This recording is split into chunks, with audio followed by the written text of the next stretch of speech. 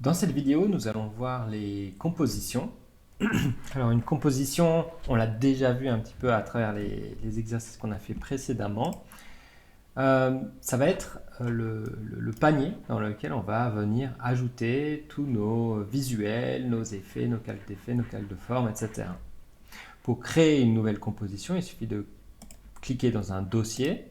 Si vous cliquez dans un dossier que vous créez une nouvelle composition, ou un nouvel élément, ce nouvel élément va se retrouver dans le dossier. Si vous ne sélectionnez pas de dossier que vous créez sur nouvelle composition, la composition va se créer à la base de la hiérarchie. On va aller dans Projet et pour créer une nouvelle composition, on va cliquer sur ce symbole qui représente une pellicule avec un rond, triangle et carré. Dans les paramètres de composition, on va avoir différentes informations. Le nom de la composition, qu'on va appeler pour l'instant test, et des paramètres prédéfinis par Adobe en fonction de l'export que vous voulez, de la destination aussi de ce fichier, ou alors de la caméra que vous avez utilisée si vous voulez appliquer des effets à des rushs vidéo. Dans notre cas, on va rester toujours dans un format Full HD, 1920 par 1080 en 25 images par seconde. On a ici le format des pixels qui correspond en fait à l'élargissement des pixels. Il faut savoir que quand on travaille par exemple avec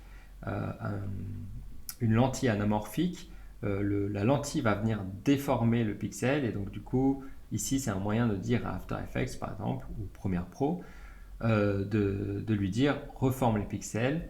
Dans notre cas, on n'a pas besoin de changer ça, donc on laisse en pixels carrés. En résolution intégrale, code temporel initial, ça veut dire à quel moment commence la composition. Pour l'instant, on laisse à 0. Vous voyez que vous avez 4 chiffres qui correspondent à heure, minute, seconde et nombre d'images. Et la durée, ici on va mettre 5 secondes, donc on va mettre soit on va venir changer individuellement chaque chiffre.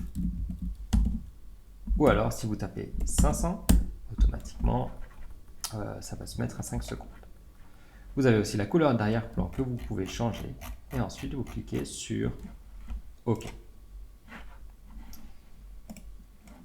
Donc, je me trouve avec ma composition qui a un fond noir. On peut activer et désactiver la grille de transparence pour voir ce qui est transparent et ce qui ne l'est pas. Et on peut changer la résolution, ce qui n'a absolument aucun impact sur le rendu final d'une vidéo. Mais il faut savoir que une composition, quand on crée une animation, cette composition peut devenir un groupe d'animation. On va le voir justement avec notre test, notre exercice du jour.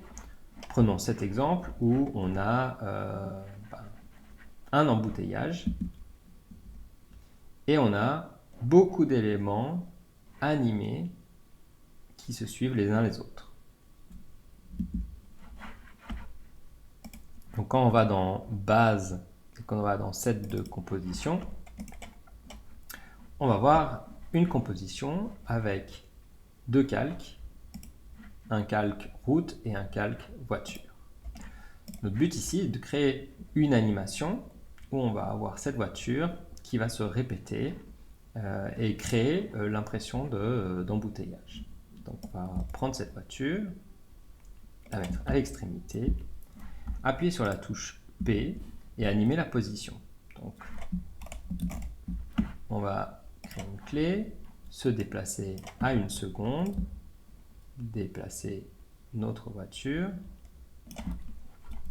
Ensuite, j'aimerais qu'elle avance, puis ensuite elle reste statique, puis elle avance de nouveau. Donc je vais créer une nouvelle clé, me déplacer à 3 secondes, et puis ensuite déplacer à 4 secondes. On va recréer une nouvelle image clé pour que la voiture reste statique pendant ce laps de temps. Et à 5 secondes, je vais pouvoir faire une avancée un petit peu plus longue.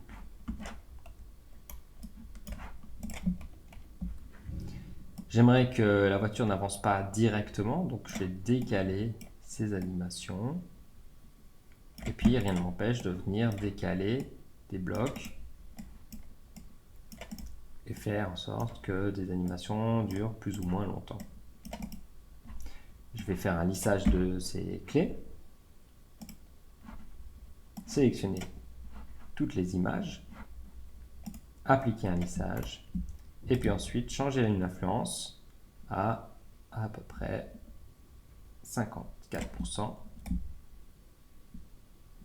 comme ça. Maintenant, quand j'appuie sur lecture, on a notre voiture qui avance par à-coups, comme dans un embouteillage. Maintenant, si j'avais envie j'ai envie justement de dupliquer cette voiture et puis ensuite de la déplacer pour pouvoir avoir plusieurs instances de cette voiture. Donc je vais la sélectionner et la dupliquer. Le problème, c'est que maintenant, si j'ai envie de la déplacer, ça va me créer forcément une nouvelle image clé et je vais passer énormément de temps à faire en sorte d'avoir toutes ces images qui se déplacent au bon endroit exactement comme je veux.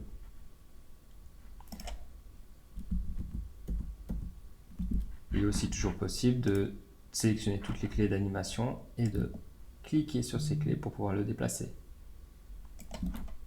Mais ce n'est pas vraiment viable. Il y a une autre solution, c'est la précomposition. Qu'est-ce que c'est la précomposition? C'est une composition. On l'appelle précomposition parce qu'il s'agit d'un groupe, une composition qui va être utilisée à l'intérieur d'une composition. Donc, cette animation telle qu'elle est faite, j'aimerais qu'elle soit groupée, comme par exemple sur Illustrator où on a plusieurs éléments qu'on design et puis ensuite ces éléments on les groupe, ce qui fait qu'on peut les dupliquer plus facilement. Ça va être exactement la même chose sur After Effects. Donc, je vais sélectionner mon calque, voiture, et je vais aller dans calque, précomposition. Là, ici, dans le nom de la nouvelle composition, je vais appeler voiture. Ici, je vais bien mettre transférer tous les attributs dans une nouvelle composition. Cocher régler la durée d'une composition en fonction de la durée des calques sélectionnés et cliquer sur OK. Maintenant, dans mon dossier, on va voir que j'ai une nouvelle composition qui s'appelle voiture. Et cette composition se trouve à l'intérieur de ma composition set de composition. Et quand je double-clique sur cette composition, soit ici, je vais avoir mon calque voiture avec mes images clés.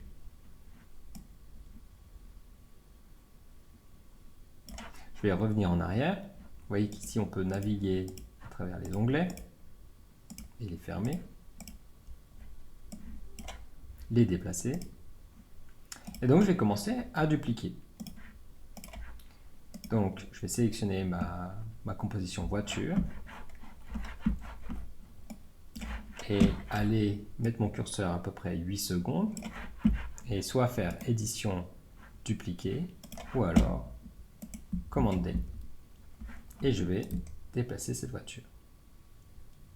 Mais j'aimerais pouvoir changer cette voiture. J'aimerais pouvoir faire en sorte d'avoir un petit peu plus, d'avoir des voitures de couleurs différentes. Donc, ce que je vais faire, c'est appliquer un effet. Donc, dans le panneau effet et paramètres prédéfinis, je vais appliquer l'effet teinte saturation. Donc, j'ai tapé saturation. J'ai l'effet teinte saturation et pour appliquer un effet, je le glisse et je le déplace sur ma deuxième composition voiture. Et là, je vais changer sa teinte pour avoir une voiture, par exemple, jaune.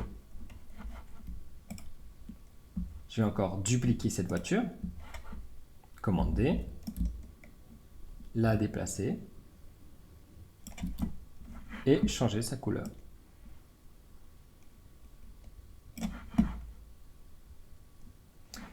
Je vais déplacer mon curseur à 0 secondes, prendre ma toute première voiture, qui est celle-là, et puis la dupliquer. Commande D, et déplacer le nouvel élément créé en dessous, et puis la déplacer. Je vais réappliquer l'effet teinte saturation, changer la teinte, sélectionner le tout premier calque, le dupliquer, le déplacer vers le bas et le déplacer. Resélectionner et changer la couleur de ma voiture. Maintenant, j'aimerais faire la deuxième ligne de voiture.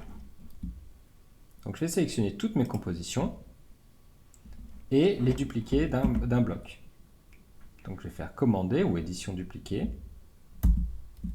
Et ensuite, je vais sélectionner toutes ces nouvelles voitures. Enfin, je vais d'abord leur changer de couleur, de libeller, pour pouvoir les repérer à l'intérieur de ma composition. Donc, il suffit de cliquer sur le carré de couleur et puis de sélectionner jaune. Et ensuite, de sélectionner, laisser cliquer et déplacer vers le dessus. Comme ça, visuellement, je peux voir la première ligne de voiture et la deuxième ligne de voiture. Toutes mes voitures libellées jaunes sont sélectionnées et je les déplace à la droite. Et je vais essayer de créer un peu une différence graphique entre les deux en les déplaçant vers le haut et puis en allant individuellement sur chaque voiture pour changer sa couleur de manière un peu aléatoire. Ici, j'ai pas d'effet appliqué, donc je vais l'appliquer.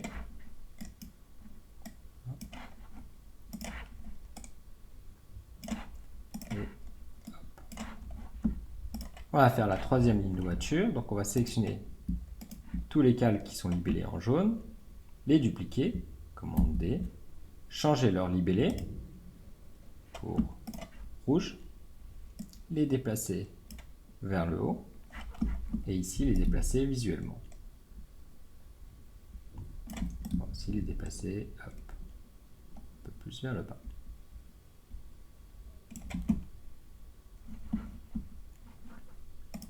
Maintenant, quand j'appuie sur... alors, je vais aussi quand même changer les couleurs.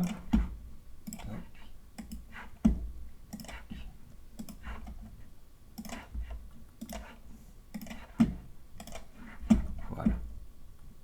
Maintenant, quand j'appuie sur lecture, j'ai mon animation, mais sauf que j'ai une animation, elle n'est pas très vivante. J'ai toutes les voitures qui se déplacent en même temps, ce qui est pas souvent le cas. Ce qui se passe, c'est généralement que la voiture qui est avant se déplace, puis ensuite celle d'après, puis ensuite celle d'après, et ainsi de suite. Donc, ce qu'on va faire, c'est qu'on va utiliser le fait qu'on ait ces animations qui soient groupées pour les déplacer dans le temps. Donc, je sais que celle-là, c'est la première voiture, celle qui se trouve tout devant.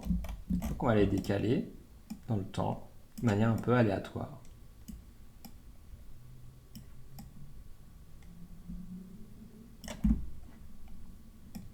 Sauf que maintenant, quand j'appuie sur lecture, en fait, les voitures apparaissent d'un coup, puisqu'en fait, ici, on a l'indicateur du in de notre calque, donc c'est-à-dire le moment où il apparaît. Donc, ce qu'on va faire, c'est qu'on va sélectionner tous ces calques et les déplacer pour faire en sorte que la dernière voiture, le in, corresponde à 0 secondes. Et on va faire la même chose pour chaque ligne de véhicule.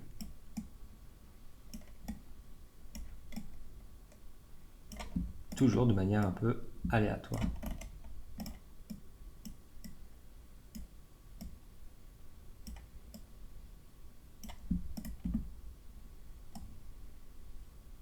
Voilà.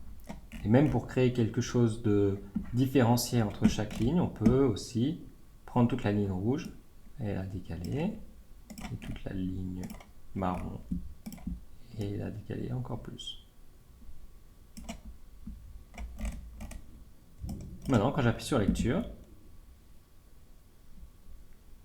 on a quelque chose de plus naturel qui se passe.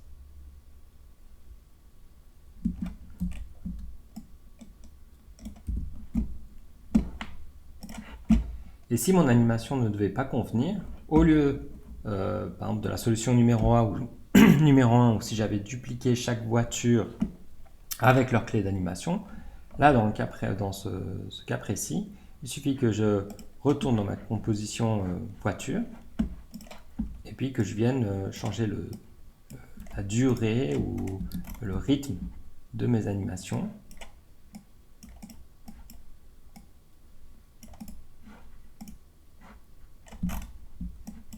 Et les effets sont directement visibles ici.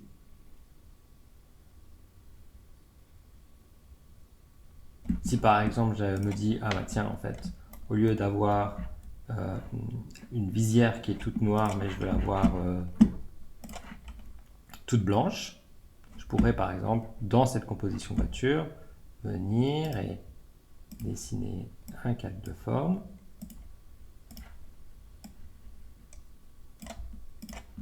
Le mettre blanc, ou plutôt en dégradé.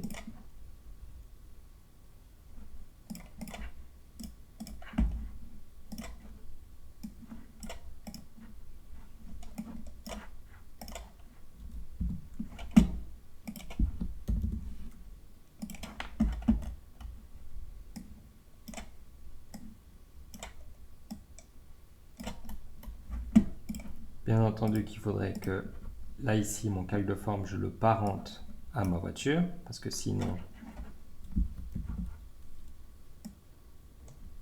la voiture se déplace sans la visière. Et quand je reviens dans ma composition, automatiquement, toutes les voitures ont récupéré la même information. Voilà ce qu'il en est des compositions. Une information supplémentaire, il est toujours possible de venir changer les paramètres d'une composition. Là, j'ai repris ma composition que j'avais déjà animée. Et vous avez un burger qui se trouve à droite. Et dans ce burger, vous avez les paramètres de composition qui vont vous permettre de changer les paramètres de cette composition. Vous pouvez aussi faire clic droit et paramètres de composition sur votre composition dans le dossier correspondant. Donc quand vous changez les paramètres de composition, vous pouvez changer aussi la durée. Typiquement ici, j'ai une durée de 7 secondes, donc je pourrais mettre ici durée à 7 secondes. Et si j'ai envie de changer mon fond noir pour un autre fond de couleur, eh ben, je peux venir changer. Et ici, on ne verra rien parce que le fond est un élément visuel. Un autre moyen de régler la durée d'une composition, c'est à travers la barre de visualisation temporelle, la zone de travail. Ici, je l'ai réduite jusqu'à 7 secondes. Et si je fais clic droit sur cette zone de travail et que je clique réduire la composition à la zone de travail, ma composition va maintenant durer 7 secondes. Toutes les informations propres à votre composition se trouvent aussi dans les informations dans l'affichage du projet. Si vous vous déplacez vers la droite, vous pouvez voir qu'on est à 25 images par seconde, qu'on a une durée de 7 secondes 2.